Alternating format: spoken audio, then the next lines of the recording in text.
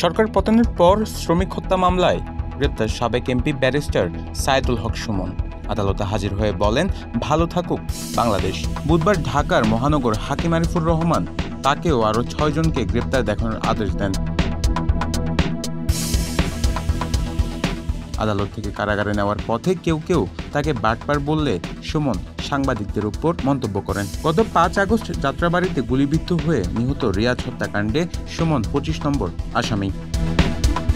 ভুক্তভোগীর স্ত্রী শেখ হাসিনা সহ ২১৩ জনের বিরুদ্ধে মামলা করেছিলেন। সরকার পতনের ধারাবাহিক গ্রেপ্তারে গত অক্টোবর থেকে সুমন কারাগারে আছেন।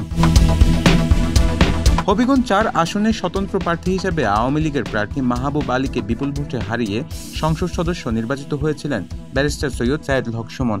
সোশ্যাল মিডিয়ায় সক্রিয় থাকার কারণেও আলোচিত ছিলেন তিনি।